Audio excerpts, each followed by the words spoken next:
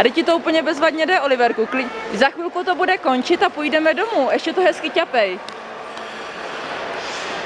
Super, Oli, úplně.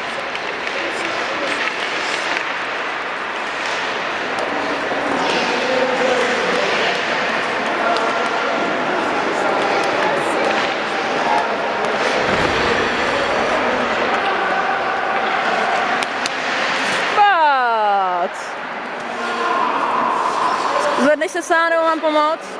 Dej mi ruku. O, zaber. Paráda. Tak, a mám tynolu odpočinout. Výborně. A zkus to těma kolenama, Oliverku, jak říkal pan trenér.